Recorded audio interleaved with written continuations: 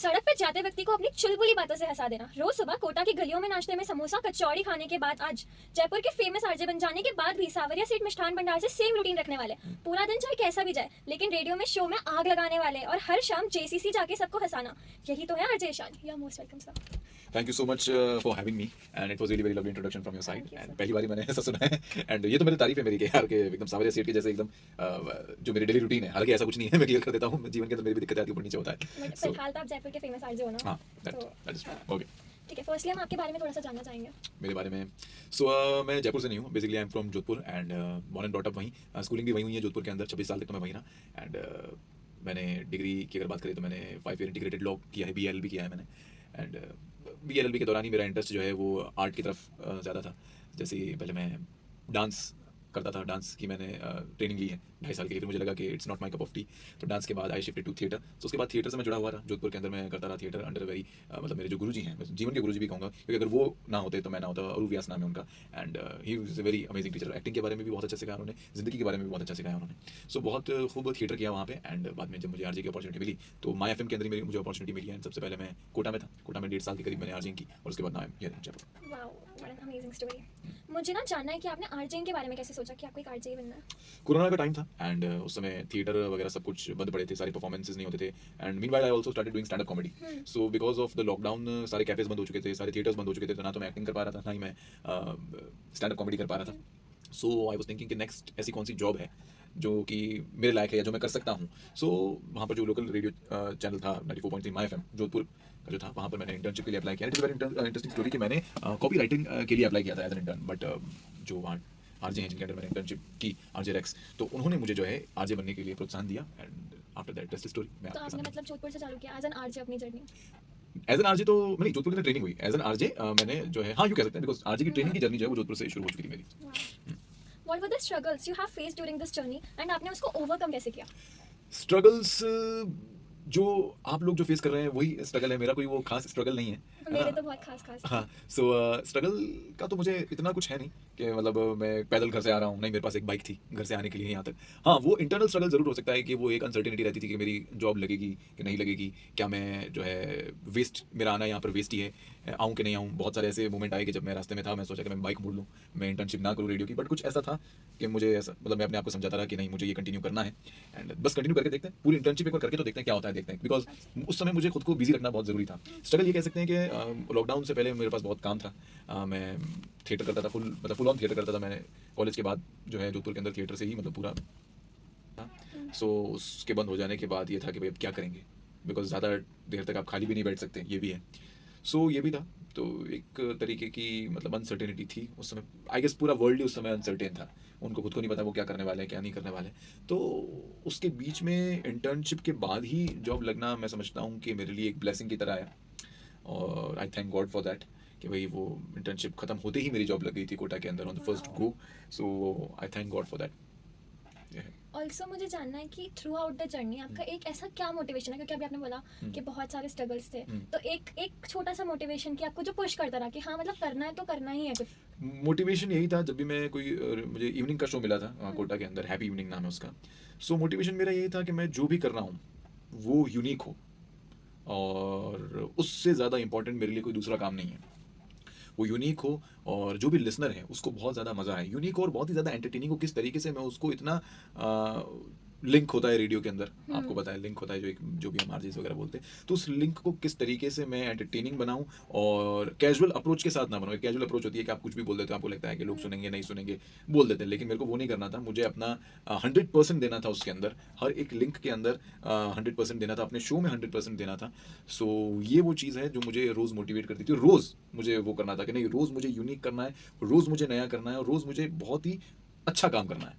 हाँ, तो मतलब हर दिन अपनी 100% एनर्जी हर के दिन साथ। अपना 100% एनर्जी दो। बाकी सबसे बड़ा मोटिवेशन है पैसा। हाँ, उससे बड़ा पैसे से बड़ा कोई motivation मोटिवेशन नहीं है। So, very true.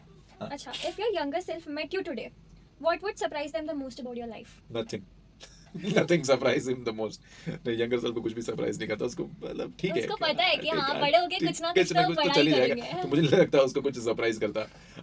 मतलब मैं वैसा ही हूँ, मुझे जब मैं खुद को देखता हूँ तो मुझे लगता है कि अभी तक तो ऐसा कुछ खास चेंज हुआ नहीं हूँ मैं जीवन के अंदर। हाँ, सरप्राइज ये कर सकता है कि शादी हो गई।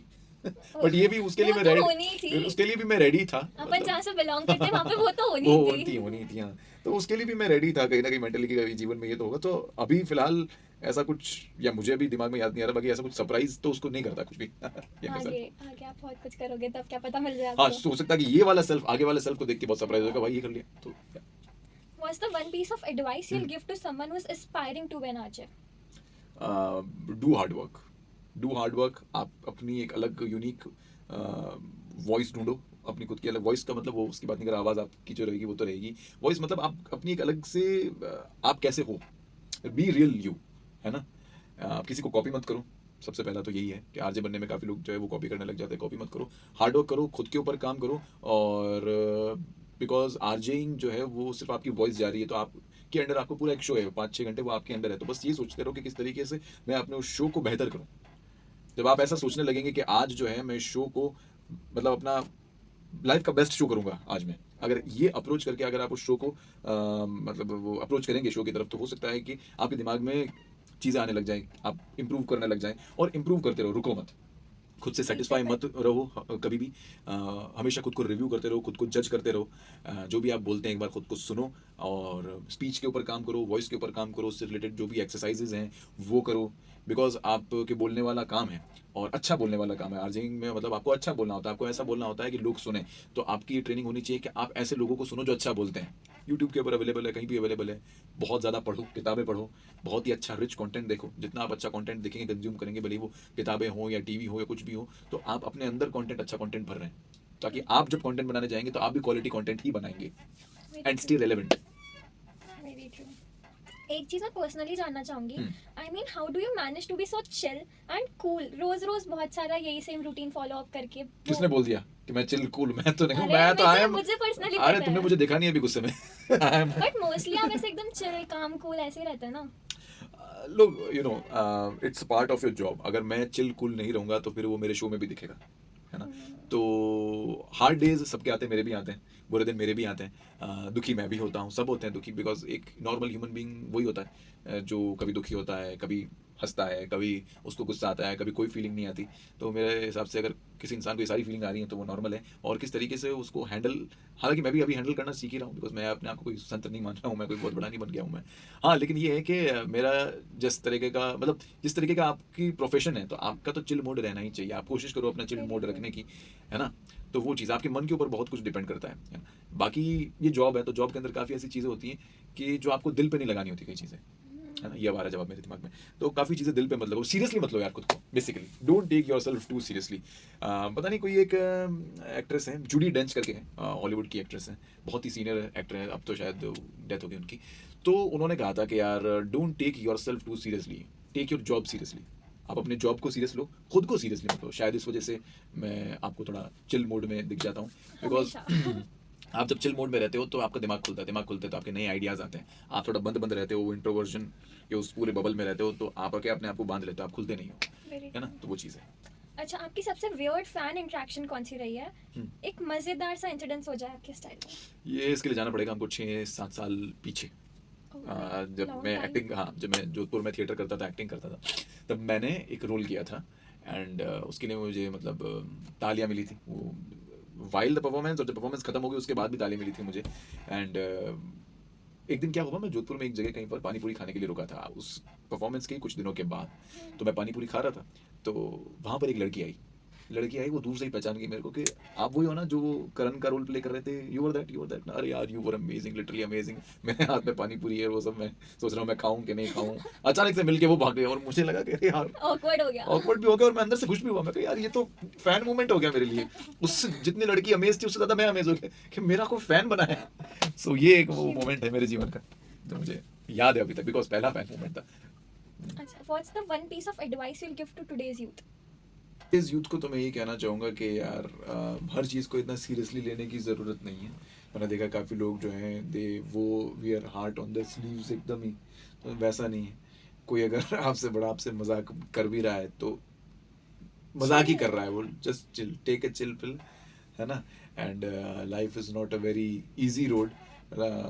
आपके जीवन के अंदर दिक्कतें आएंगी, एंड ये इस बात को आप समझें कि जीवन से कभी भी दिक्कतें जाने वाली है नहीं, कभी नहीं जाने वाली। आपको लगता है कि कोई ऐसी आइडियल लाइफ आएगी जिसके अंदर दिक्कतें चली जाएगी, बिल्कुल भी नहीं जाएगी।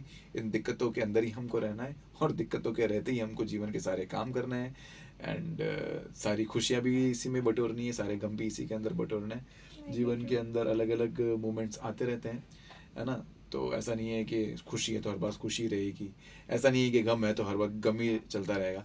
तो life is changing, life Change is change होती only रहती है, constant. कौन है ना। तो चेंज होती रहती है, जैसे इन्होंने बहुत बड़ा कोट बोला, चेंज इज कांस्टेंट, तो change is constant. So this is, मतलब ऐसा नहीं है समझना चाहिए कि यार जीवन के अंदर कुछ फेलियर हो गया तो this is the end. No, this is not the end. आप क्या पता ये जगह आपके लिए नहीं है तो कोई दूसरी जगह आपके लिए है, तो वो चीज़। Wow. Last but not the least, एक छोटा सा ना रैपिड फायर खेलेंगे। मैं आपको 1 वर्ड दूंगी, आपको 1 वर्ड में ही आंसर करना यार है। ये तो फंसा दिया आपने, रैपिड फायर में करो, पता नहीं क्या निकल जाएगा मेरे मुंह से। ऐसा बहुत सरप्राइजिंग हाँ। वर्ड है। Radio, voice, voice, struggle, me, dream, comedy, fans, love, stand up, love. Jodhpur. अरे ये तो मेरा फेवरेट है, मैं भी समझ गए होंगे अब तो, बस मिर्ची बड़ा। व्हाई नॉट लव, सूर्य का samosa. Love, love, love, love. Jodhpur is love, Love. Again love. हाँ बस बस, thank you so much, thank you thank you.